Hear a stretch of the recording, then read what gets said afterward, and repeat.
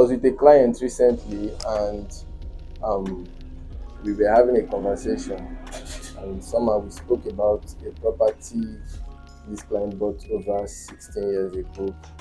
And so to say, when he spoke about the document he was given for such property or for that property, I was marveled because it opened my eyes to the level of ignorance that people have as pertaining real estate in Nigeria.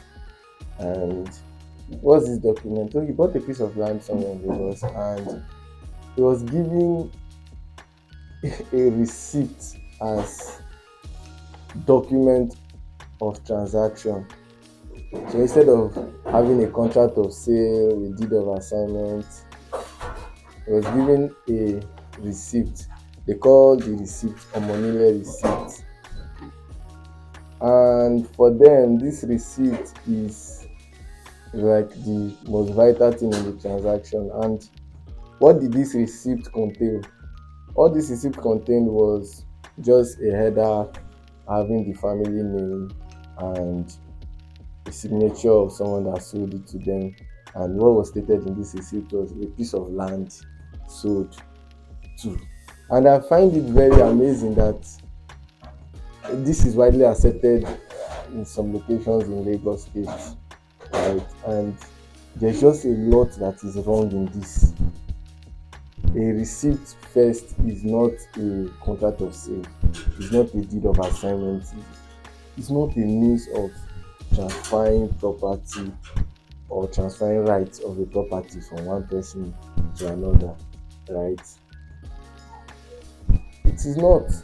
And a receipt that doesn't even speak about the land, it doesn't even say it's a plot, it's half plot, it's 400 square meter, it's 250 square meter.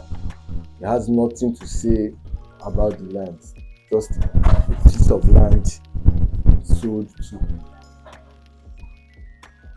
And this is why the Omoniles have a lot of advantage when fighting people over a property they've sold. This is why they can sell a particular piece of property to over 7 people, because that property cannot be recognized by the law as a property belonging to you.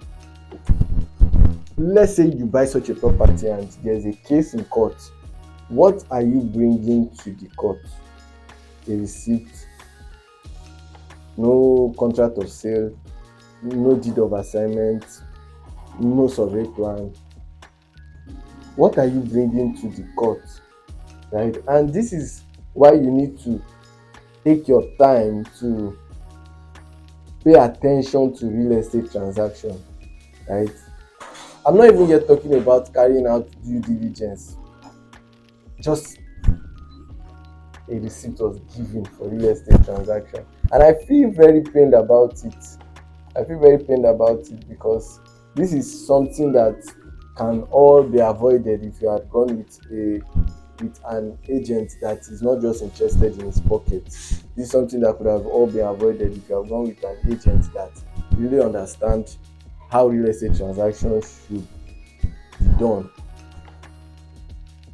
right? And the property that comes with such documents, we are not even sure if such a property, what such a property is allocated for, right? We can't even say this is what is allocated for. And this is why many people end up in the next 20-15 years losing their property.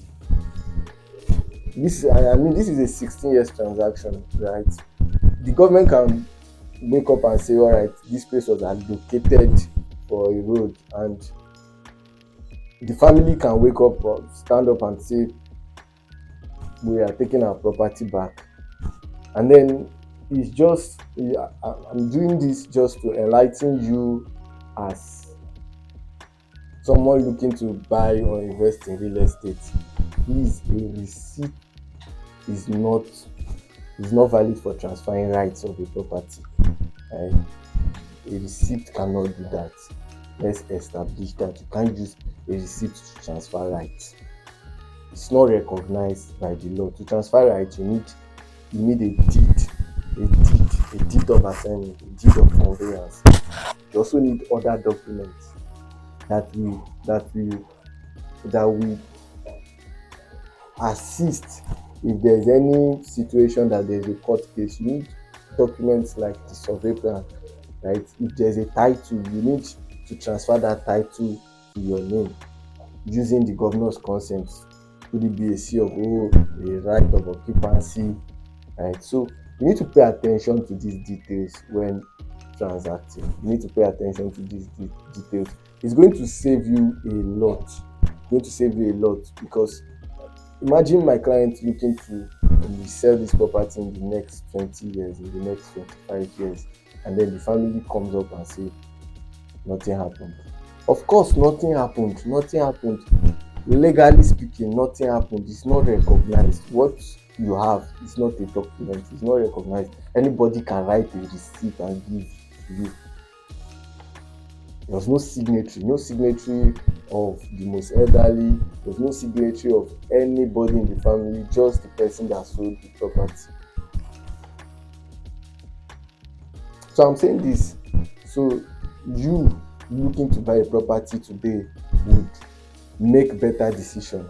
You would know now that a receipt is not something you should accept as a document in real estate transaction.